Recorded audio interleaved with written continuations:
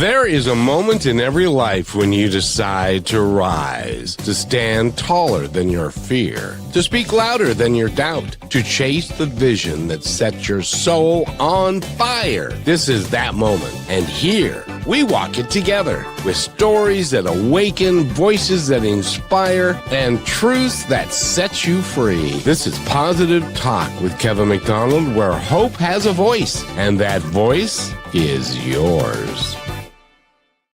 And welcome to the show, everybody. We've got a great show for you today. We've got a young lady, and she's, by the way, in one of the coolest cities on the planet right now. True. She is in Seattle, Washington, and her name is Marilyn Raichle. Is that correct? That's right.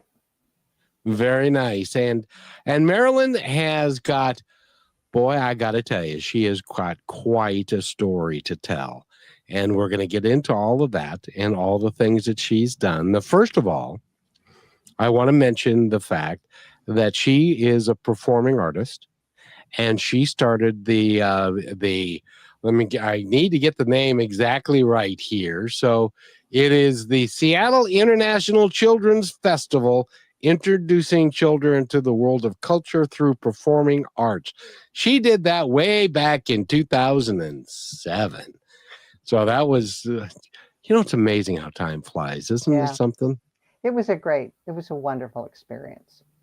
It was. And one of the things that I wanted to mention and I want to say right off the top is because you were in performing arts and I was in performing arts, I'm a firm believer that every child should do one of two things or both of two things. One is take martial arts because of the discipline it teaches you, and also doing performative acting or improvisational acting, and taking an acting class. What do you think about those two things?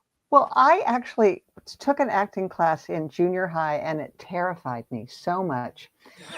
And I was just terrified. And so I switched to debate. But the acting helped you with debate, didn't it? Oh, yeah. And I did improv, and I was a really good debater. And in our family, arguing was more important than almost anything. So it taught me how to win more, it was great. Yeah, it was great. No, I think, where were you in the performing arts? Green River Community College. Oh, cool. So you're a longtime native like me.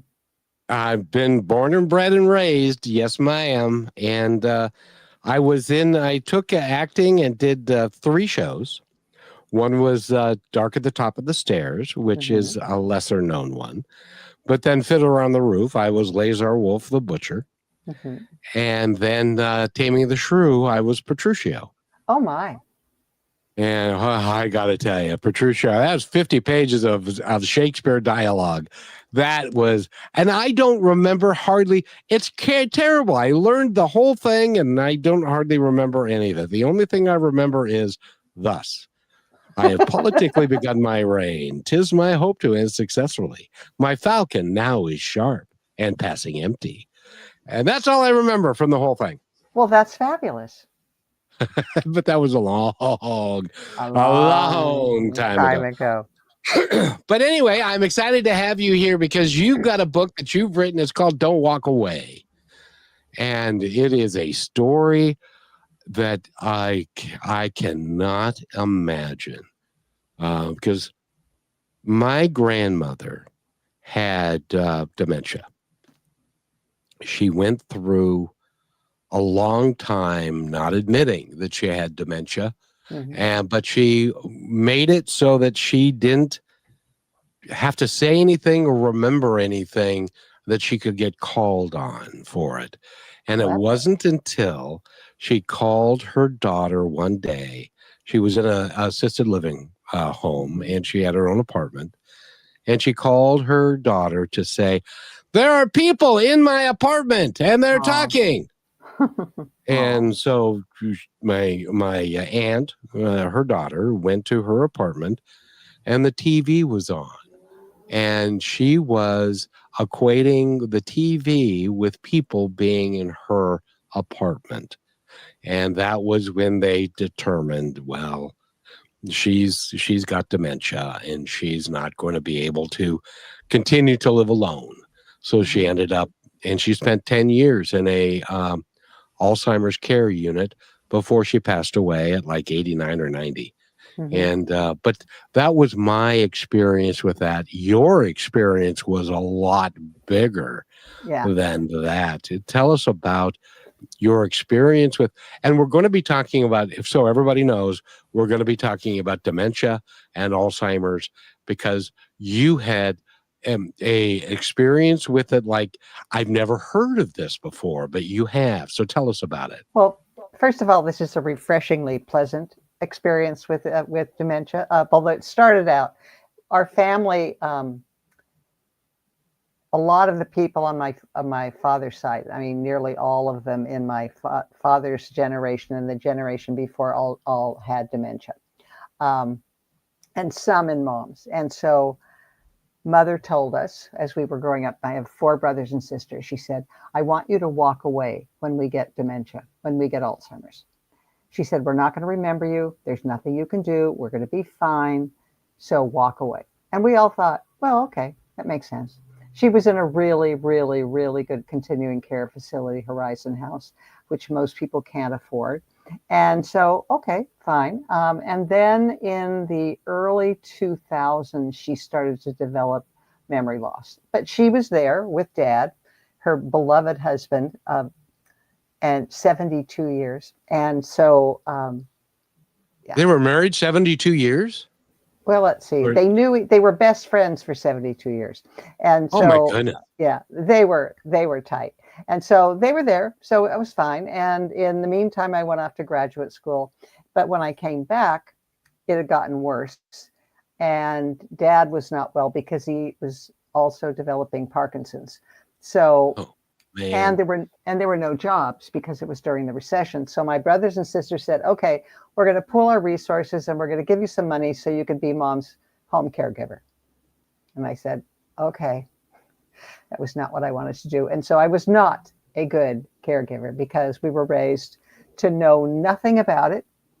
We thought of Alzheimer's as like a death, only actually worse than death. As children, we developed ways to kill my father when Alzheimer's arrived. That's how ghoulish we were.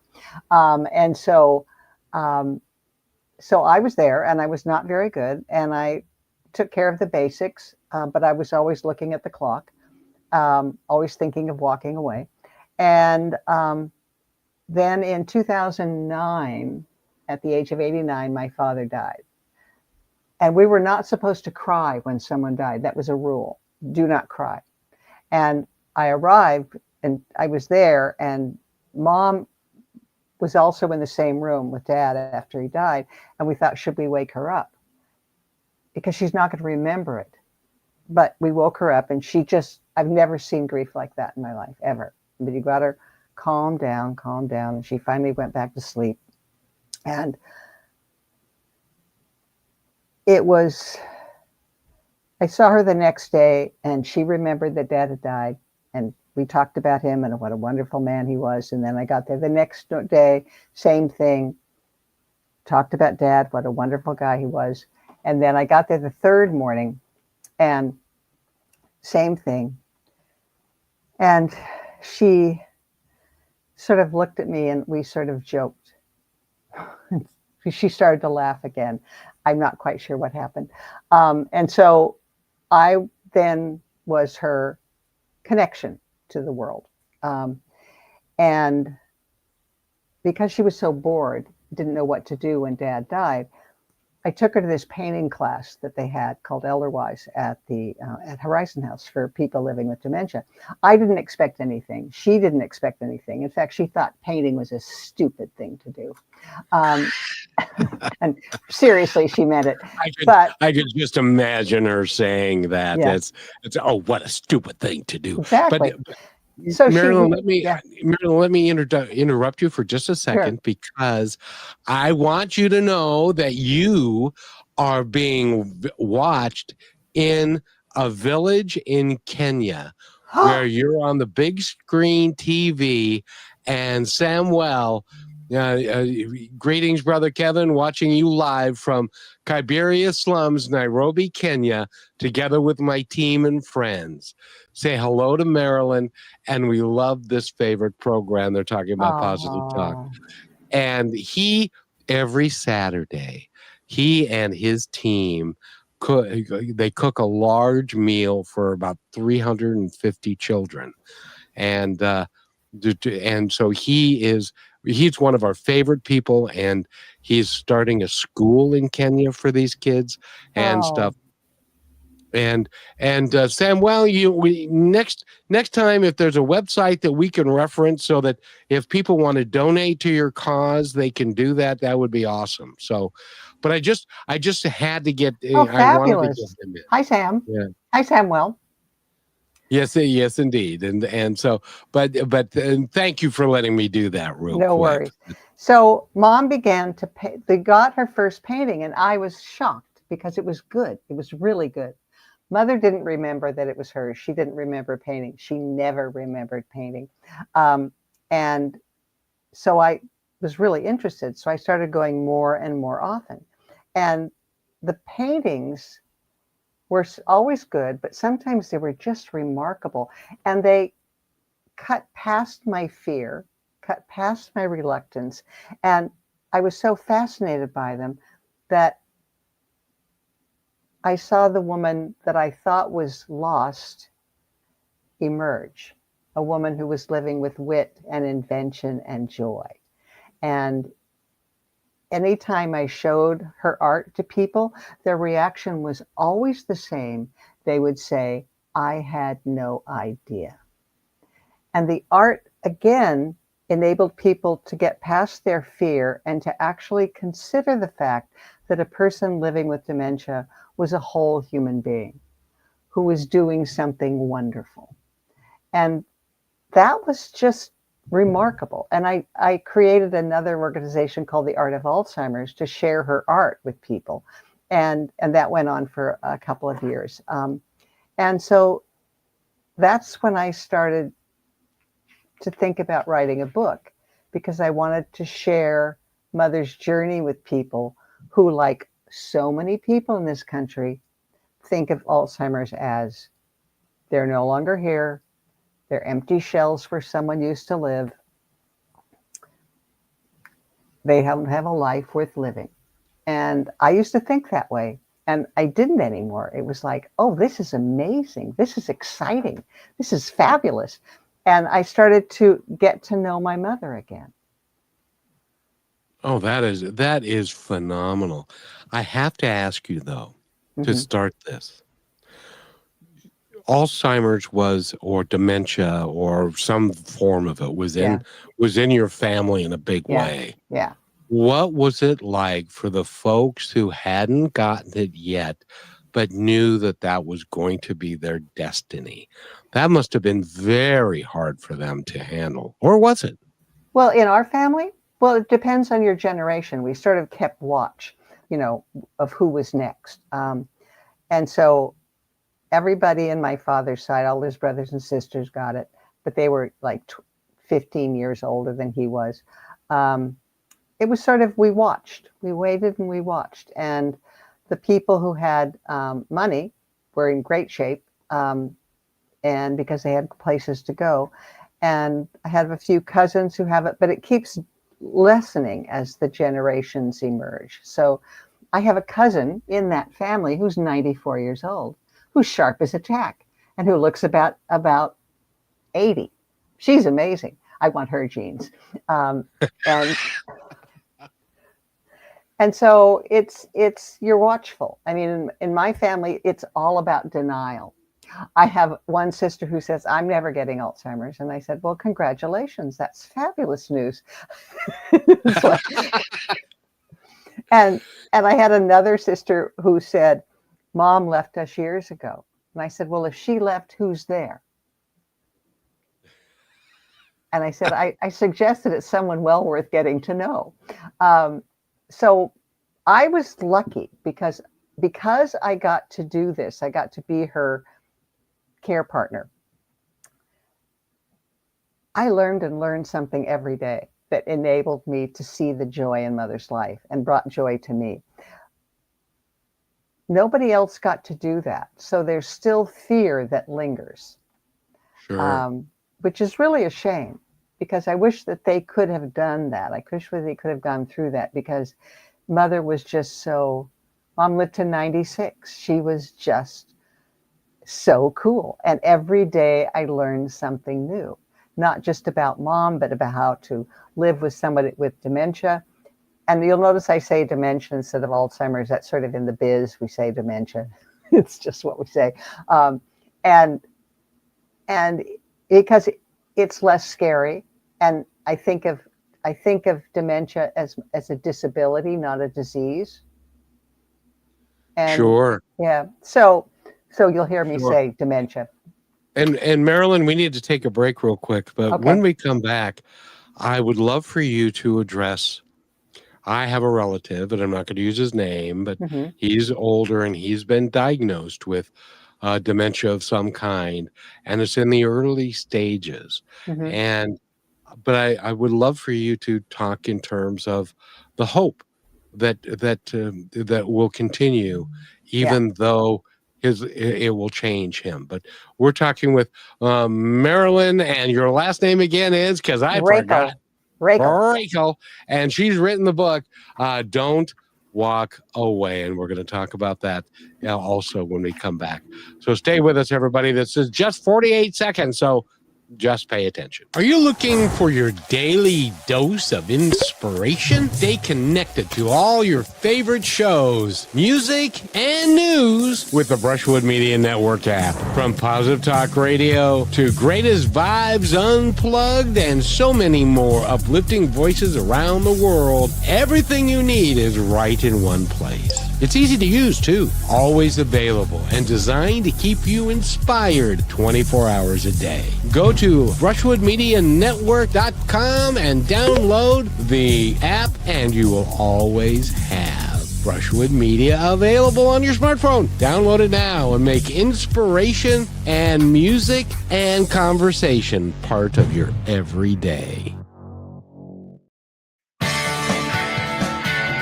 And welcome back to Positive Talk with Kevin McDonald, everybody. And we've got Marilyn Raichle. Is that right? Raichle, That's right. That's right. Yeah, very, very good. Very good. And by the way, did you know that there are 7 billion smartphones in the world today? I had no idea. Why do you know that? Because the Brushwood Media Network has got their own app. And so there we are being heard when this plays for Brushwood, and we take the audio and we put it there, and you will be heard around the world and translated into 30 languages. Isn't that Oh cool? my, that's amazing. So that's modern technology for you and Yeah. stuff. So that's really cool. But I wanted to because I have a family member Yeah. who's been diagnosed with the early stages, and they don't really know how to help still when you have dementia of some kind. And I'm not even sure, and you use the term dementia, I'm not even sure that they can pinpoint whether it's Alzheimer's or something else. But it's a gradual decline and a loss of Sure. memory and stuff. And so what if you were related to my relative, Hmm. and he came to you and said, Marilyn, I've been diagnosed. What would you tell him? Well, there's so many levels, so many tracks. So the first thing is make sure that you have access to a really good facility that you may want to live in one of these days. So an assisted living facility or a continuing care facility, which goes from independent living to assisted living to memory care. Those are really expensive. And so it's also finding a really good senior care facility or a senior living home. So that's the number one thing. He will need, it's a he, right? He will need help with that. Yeah. The other thing is, depending on how far advanced for him, my advice would be there's certain things you can do. Number one is make sure that you stay socially active. That's a huge factor, is that you have to maintain your connection with other people and do not become isolated. That's number one. Number two, try to eat well. They call about the mind diet. And it's basically like the Mediterranean diet. So make sure that you're eating well, make sure you're getting as much sleep as you can, and make sure your hearing is good, and make sure your vision is good. So those are all factors that, if those are all working, it can impact the advance of the disease or of the disability, sorry. And then the other thing is, the most important thing for me is to make sure that your family is aware of what's going on, and make sure that they understand certain things, that this is not going to take away your life. This is not going to diminish your ability to enjoy life and to give enjoyment to others. That this is something that you need people to understand. And I always tell people that if you have, and I'm going to call a care partner here, it's not somebody who wants to see you as someone they have to take care of. Oh, poor thing, we have to take care of that person. But I am a partner in this person's life. And make sure that that person is invested in your well-being, which means that they're going to listen to you, not tell you what to do, but they're going to listen to you, and they're going to ask questions, and they're going to make sure that you're fully engaged and have opportunities just like anybody else. If there's one thing I learned after all those years with Mom, and I spent 9 years as her care partner, is the enduring personhood of people who live with dementia. That there are certain things that we as human beings all share, and they never leave us.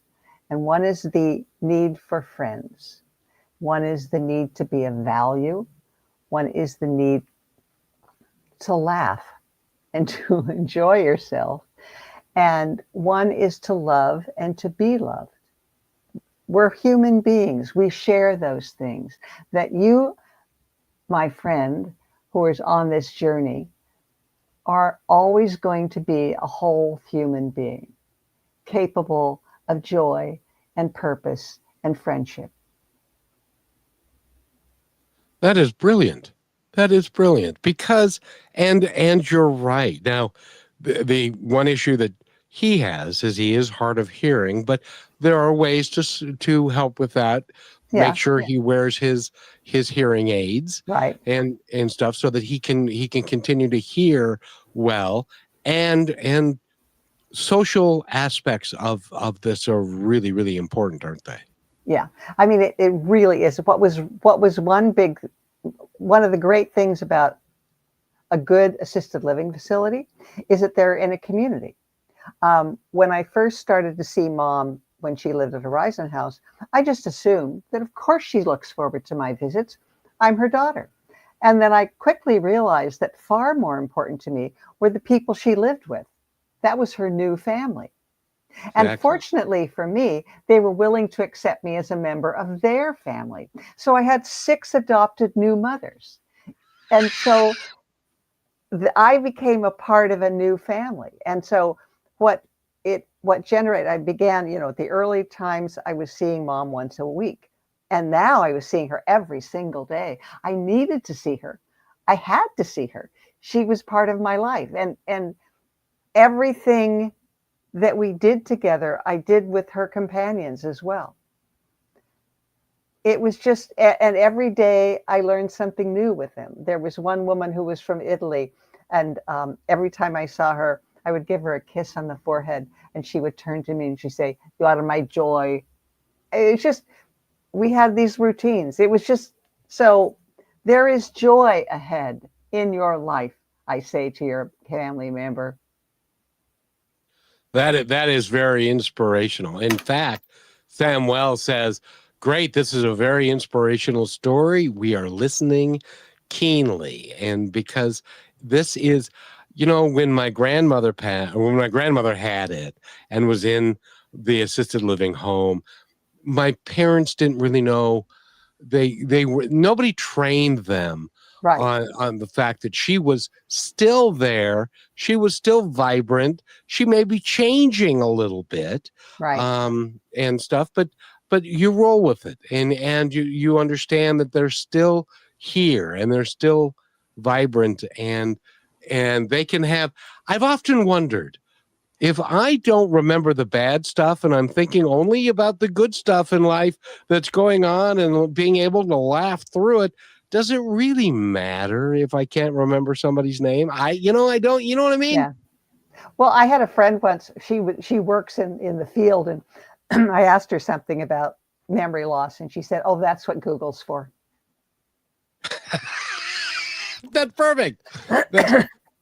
That's perfect. And now with you can just talk into the thing, and it can just kind of spit stuff out for you. It's stuff. And It's there are memory cafes.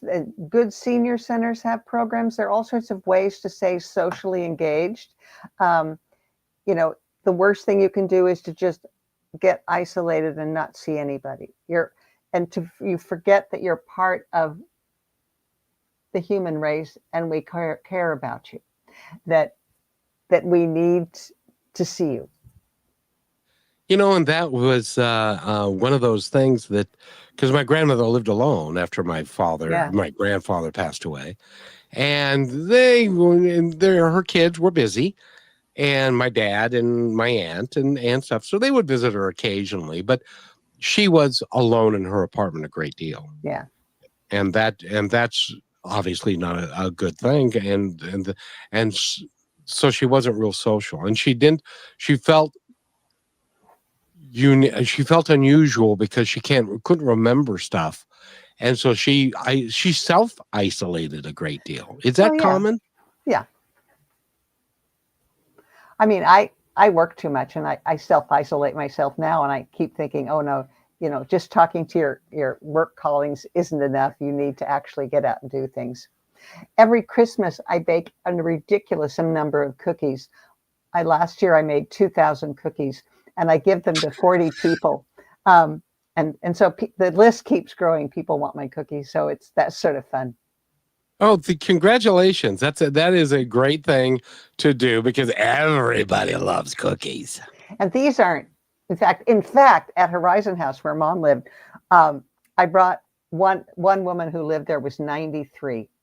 And one day she said, I'm getting worse. I think it's time for me to go.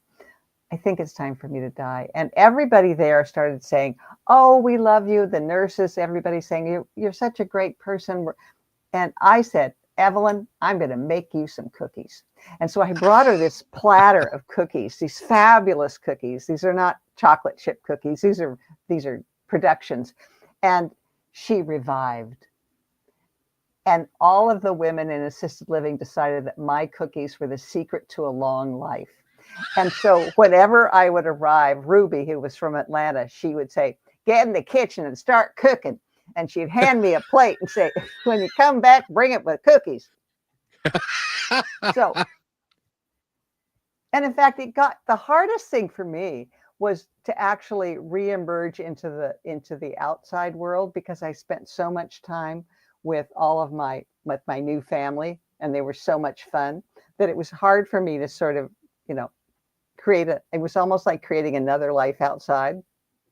That it's okay, because I love those women. Wow, that is remarkable. And so rather than it being, as people on the outside would say, oh, it's a death sentence, and you're and the fact of the matter is everybody's going to die. I've heard that. Have you heard that? I'm not sure that's true, but everybody seems to be going from time to time. From time to time. Although in our family, they lived for a very long time. Mom till 96. We had one aunt named Eliza Relief who lived to 101. So, Well, my mother swore that she was going to live to 112, and she died in 90. So you just don't know. Yeah. But no, 90 is, and she had a great life. So yeah. So by the way, we're talking with Marilyn Raichle. Did I say Marilyn? Did I say Rachel? You just said Rachel.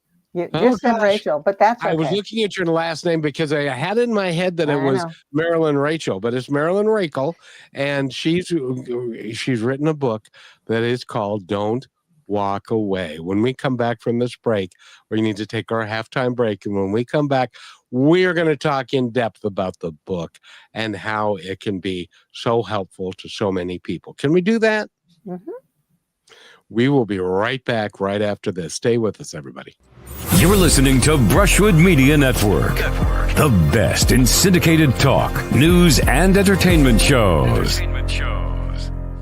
The strength of staying kind from your friends at Positive Talk Radio. Kindness is not weakness. It takes real strength to stay kind in a world that often rewards anger, ego, and control. Being kind means choosing to act from your values, not your wounds. It means showing grace even when no one's watching. But kindness doesn't mean being passive. It doesn't mean letting people take advantage of your time, your energy, or your peace. You can be kind and still say no. You have a soft heart with firm boundaries. The strongest people I know are the ones who choose compassion without losing themselves. They've been hurt. They've been tested. And still, they choose to love and lead and to lift others anyway. Kindness is not about pleasing everybody. It's about honoring who you are and how you treat others, even when it's hard. So stay kind, stay human, and stay strong. And always remember this, be kind to one another because each other's all we've got.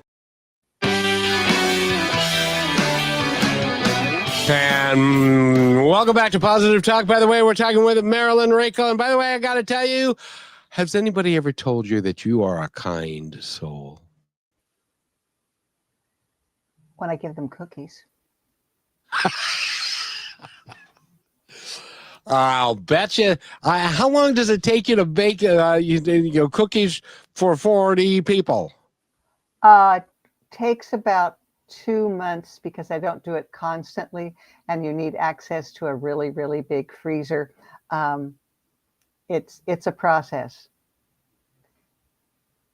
And by the way, Derek said, and I don't know if you know Derek or not, but he's responding saying brilliant and Derek, my great cousin. discussion. Is that your cousin? Yeah. Oh, well, hi, Derek. Nice to meet you. And great discussion. Thank you, Marilyn. And it's brilliant, the impact, because this is dementia and in older adults is a real thing in this country. Yeah. In some countries, it's not so much, but here, do you think it's tied to diet? Is it tied to environment? Is it tied? What they don't really know quite yet. They're guessing. No one knows. I mean, there have been 287,000 studies on how to prevent Alzheimer's, and nobody knows. And so it's everywhere. I mean, you go, however, to certain places like Amsterdam in the Netherlands, where they have these wonderful villages, these fabulous environments, which are incredibly affordable. And it's sort of like, wow, I wish we had that. It's just everywhere. It's everywhere, and it's only going to grow. I think it's like every 7 seconds there's a new one. Well, and see, that's one of the things is that the baby boom generation is getting older. Yeah. And there's a lot of people that are still in the baby boom generation. Yeah. I'm one. I was one of the younger ones. And then you're probably younger than me, so you're one of the younger ones. No, I'd surprise you, but I'm not going there. Yeah, no, I don't want you to. You don't need to, because age is irrelevant. It is how you are, how you treat other people, how you live life. And if you live life to the fullest, then age is totally irrelevant. I think so. Yes, indeed. And even with mother, she lived with dementia, and she was the happiest, funniest person I knew. And it's because you had the attitude that you wanted to find out, and you treated her for who she was, not who she used to be, right, or not through the deficiencies that she may now have. You treated her as, and correct me if I'm wrong, but it sounds like you treated her like a whole person who was how she presented herself every day. Yes, and that's something that didn't come naturally to me, and it's something that I learned. And it's something if you if you can get a hint at the beginning, it's helpful, because it took me, I mean, I learned something new every day. So it took me about a year to get into the groove and to realize that. I mean, there was this one moment where, because I was spending more time on her art and promoting the art than spending the time with Mom. And one day I noticed her art was starting to deteriorate to me. And she started using the same images, the same colors, scratchy lines. And I thought, So I got there early, and we spent the whole morning doing everything she liked to do. We played Scrabble, which we did every day. We looked at the view. We did all those things. Then I took her to the painting class, and her painting completely changed. She started to paint warm animal images. And that's when I realized, oh, I see. I have something to do with this. I'm her partner. And that's when I became a true care partner, where we were in this together, navigating a life for both of us. And so much so that at one point you decided to write a book. Yeah. Let's talk about the book and what motivated you to write it and how it can be impactful to so many. For all those people who are so frightened and so think of dementia as with such gloom, and if you only are thinking of dementia through the vision of sorrow and loss, that is all you will ever see. So I wanted people to take a walk with me and Mom and to see Mother's wonderful life, and to reinforce a bridge to understanding that people with dementia are full human beings capable of living with joy, and that they need and deserve our support to thrive and to live with happiness.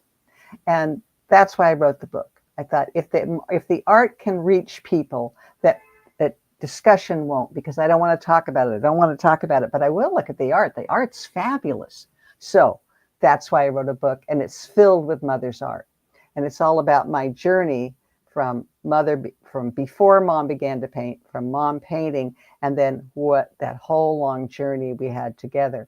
But it's really, hopefully, that people can begin to understand that people living with dementia are valuable, wonderful people.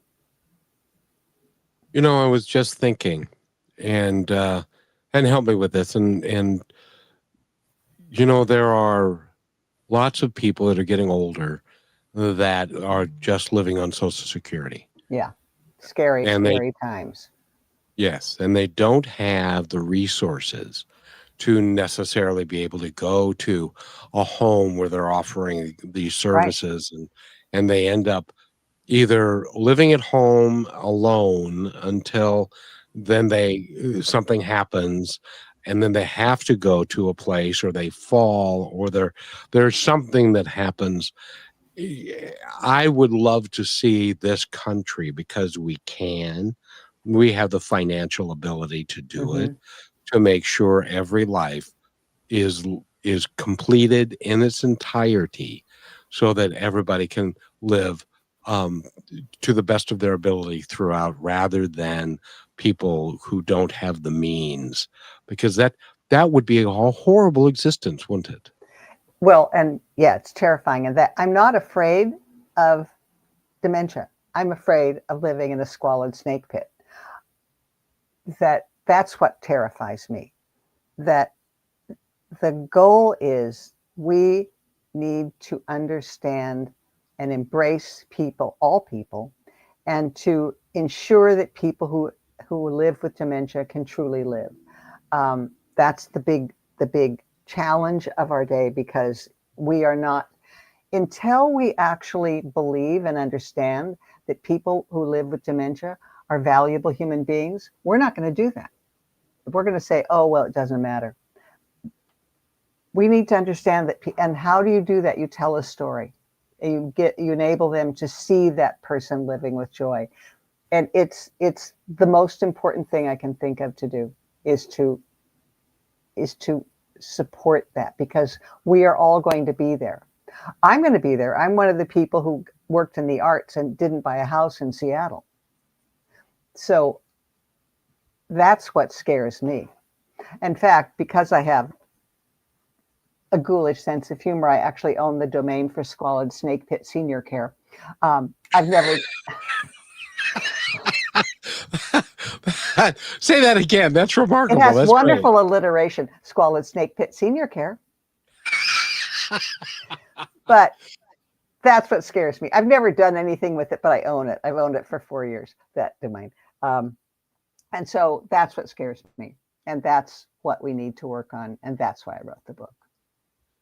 Well, and you're also doing other things, and you've developed, and you have a program now that is really cool. Mods Awards for Innovation in Alzheimer's Care. Are you you're executive director of that? I'm Are the you executive still? director. I am. It's been, but I will give full credit to Richard Ferry, who's the founder, and he formed this in honor of his beloved wife Maud. She developed dementia in 2013. Like so many, he didn't know what to do. He read and looked for ways to bring joy to her life, didn't find them. So he thought, well, I'll start this award program. Maybe we'll find something, And so every year we give away $100,000 for innovations in Alzheimer's care. And it's really easy to apply. And I'm going the process of deciding who gets the award is difficult. It's long. This year we had 190 applications. Gets more and more every year. But it's wonderful. I think that's one of the things that keeps me youngish, is that I'm doing something good with my life, because Mods Awards is a fabulous organization, and Richard Ferry is an incredibly generous man. And the fact that he wants to find and discover innovations is one thing. But the cool thing he does is he wants to share those innovations with as many people as possible. So every year we put together a handbook, which is free, with all the innovations that have come our way. Not all of them, but the top level. And so that's what I'm working on now, editing all the entries. It's a very long process, but it's an extraordinary organization. It's wonderful. Marilyn, I am struck. I live in a 55 plus community, and there are folks who live here that I've never met because they stay in their house alone, and they don't get out very much. And what a wonderful existence if you decide that rather than sitting in your house watching TV 15 hours a day, that you're going to get out and make a difference, like you are. And your life is full and it's radiant. You've got a lot of things going on, and that's keeping you young and keeping you engaged with life. I think that is, if there is any lesson here to be learned, that is the lesson to be learned. Do you agree? I do. Because the interesting thing is, I used to have a program that I did called Family Legacies, where I would interview older people. And because their family knew their story, and they wanted to have a CD of them talking and relaying their stories so that they could save them for their grandchildren, great-grandchildren, and beyond. You'd be amazed how many people, Marilyn, that I would approach with interviewing them, and they would say to me, "Oh no, my story is not worth telling. I'm old, and there's nobody cares, and nobody wants to hear my story." And I had one gentleman tell me that he was on General Patton's staff in World War II as they're going across Europe to save us from Hitler. And he knew General Patton in the Third Army in a very close and personal way. And then after the war, he goes to Hollywood and he meets people and he said, "You probably don't remember because you're a younger fella, this Bing Crosby." And I said, "Are you kidding me? He's from Spokane. I know him." And Bob Hope, you probably don't. And I said, "You knew them?" And he said, "Oh yeah, I worked with them." And he believed his story wasn't worth telling. Did you convince him? That is such a crime. I did. Oh, good. I did, and the one other gal that comes to mind was she was a soda jerk in 1941. And for those of you that are younger, don't know what a soda jerk. They used to have soda fountains, and the person's like a barista is today. That person would mix, soda and ice cream and that kind of stuff. Well, a young man came in who was wearing his uniform, and she was a pretty girl. She was young. And he said, I'm going overseas day after tomorrow. And I would love to take you out to dinner tonight because I'm leaving and it's wartime and I don't know if I'll be back. And so she went out with him that night. He came the next day and he said, I loved our date last night. I loved you to death. Will you marry me? Because I'm leaving and I don't know if I'm going to be able to come back. So they went to the Justice of the Peace that day and they got married. They were married for 60 years and had 5 children. Wow. And she was one again that said, it chokes me up every time because she was one of those that said, oh no, my story isn't worth it. And it's like, Wow. people that are older don't realize the value that their stories have and the wisdom that they've accumulated over the course of their life. And I'm glad that there are people like you that are out there that are a little seasoned, that are making cookies for people, and you're doing nonprofits and you're doing all of and you're working, and you can be a shining example to other people who are older and have given up, saying, oh, my life is over, I'm just waiting to die. What a horrible existence that would be. Wow, what wonderful stories that you heard. Amazing. But then for every one of those, there were 10 that would say, oh no, my story's not worth anything. But they don't get it, that how valuable what they were and who they are is. And I'm so glad that you've written the book, Don't Walk Away, because it's valuable to a lot of people, whether you're older and are developing Alzheimer's or just older. And rather than sitting in your home doing nothing, be alive, because you still are. Yeah, and and plus it'll make you laugh. Exactly. And laughter is the thing that we don't have enough. I don't know about you, but right now we don't have enough laughter in our society, and we need more. We need to take our quick break. Marilyn, you are delightful to talk to. I'm having a great time talking to you. And oh, good. Me too. We need to take this quick break, and it's just going to be like 45 seconds, and we'll be right back. More with Marilyn, and say your last name so I don't screw it up. Raichle.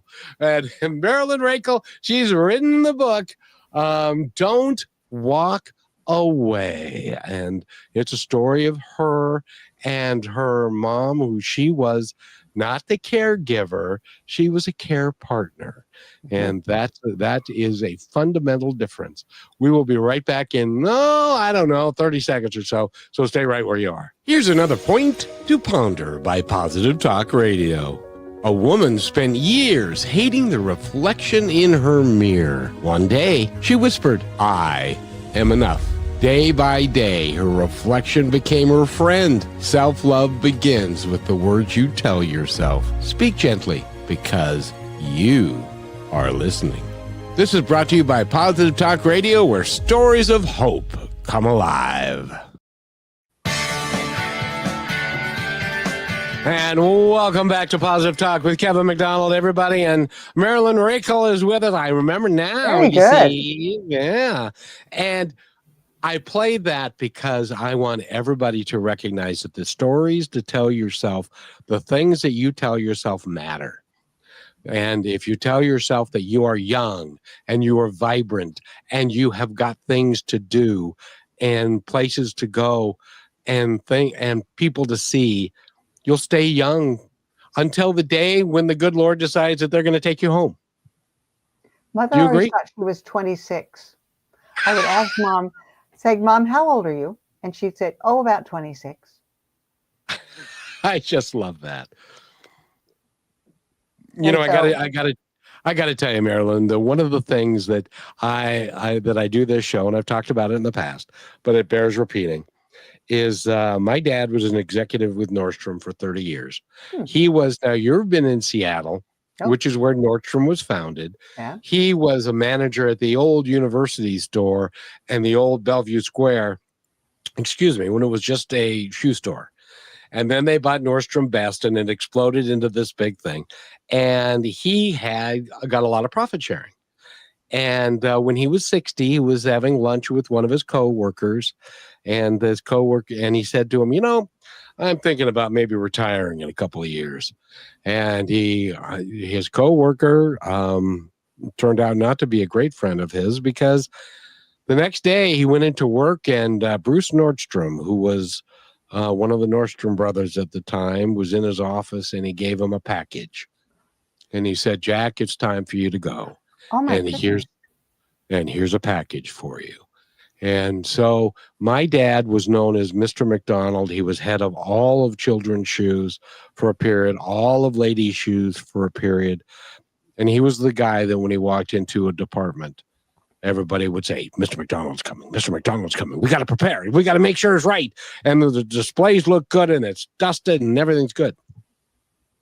Well, when he got that package, he retired and he became just Jack. Mm-hmm. And Jack didn't know who he was. He had been Mr. McDonald for so long that when he was just Jack, he didn't grasp the significance of the man that he was. And so he played golf for a while, and then he hurt himself and couldn't play golf anymore. And then he sat on his couch till the day he died. And I can't think of a poorer end to a life story than that. That's And so I'm so proud of you, Marilyn, for doing what you're doing, for writing a book and doing the cookies and doing the nonprofit and being vibrant and alive, because we all need to look at that and we all need to do that. And so thank you for being who you are. Why, welcome. You're welcome. That's very nice to hear.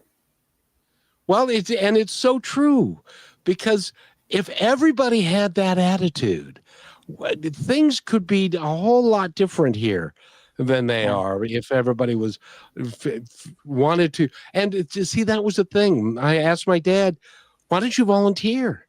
Why did you do something? You could be a dog walker. You could." And he said, "Well, am I going to get paid?"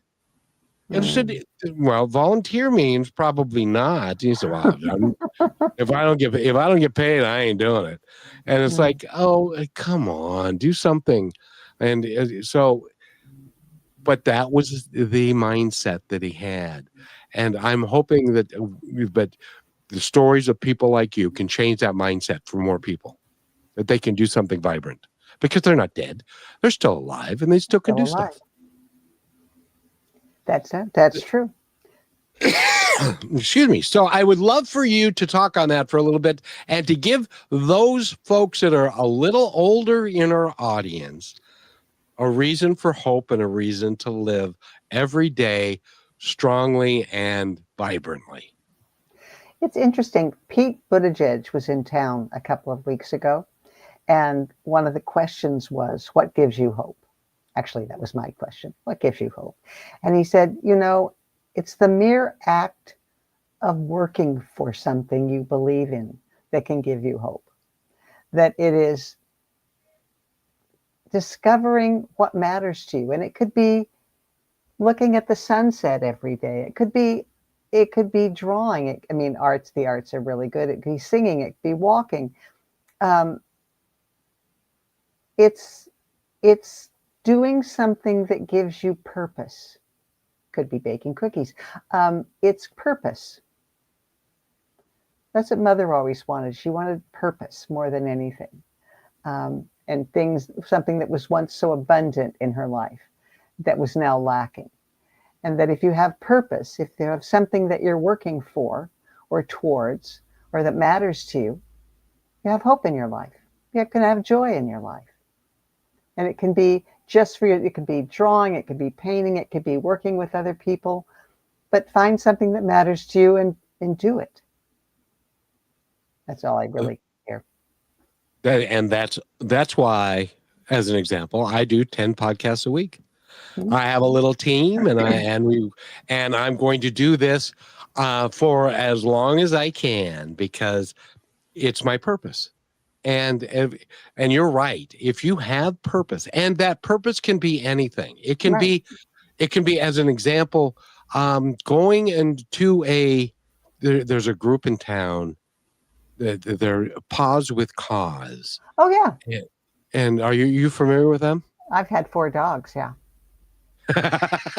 And what they do is they go to assisted living homes and Alzheimer's homes and things, and then they invite the residents to paint their favorite animal, and they have pictures Oh. of so, and then they have staff that helps with the seniors and to make sure that they know how to paint and they're working towards it and all that so it becomes a vibrant thing for everybody that's involved in the project, including the people that are drawing, and then they take the paintings and they put them up in Fred Meyer's and in banks and other places so that people can see the work that these folks are doing.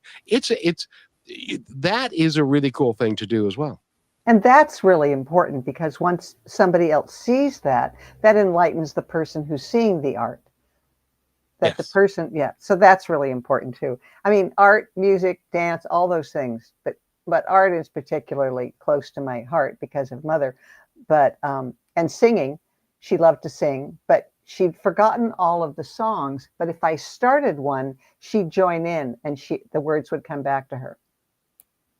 That's just amazing. That's just amazing. You know, And I she used lived to to be. tell people they should adopt a mother in assisted living, Is that even a thing? Can you do that? Well, I mean, you don't have to do it officially, but if you decide to become friends with someone there, and but once you do that, that's a commitment, and you actually have to see that person often, quite often. But I've always thought that it would be such a wonderful thing for the person that you're quote adopting and for you, because it gives both of you purpose and both of you joy. And that's a great thing. And I want to just share this with folks too. There are lots of people in assisted living or nursing homes. Their family is not here, Right. or their family is so busy doing their life and going here and going there that they don't have time to come and sit with somebody. Those people end up being alone a lot. Right. And if you were to go, I think that they're dying for volunteers to come and to work with people, even if you're just sitting in the cafeteria while they're having lunch and you're Right. talking to some of the folks and providing stuff.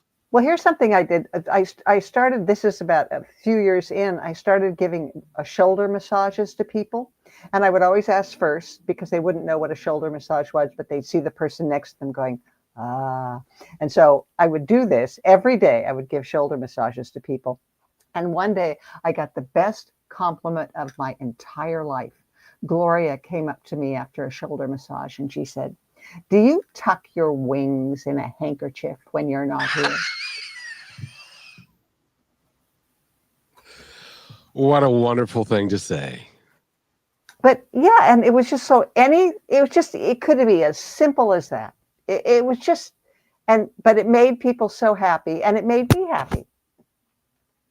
Absolutely. And by the way, we've been talking with Marilyn Raichle. Go to her website, which is Marilyn Raichle. No, it is Don'twalkaway.net.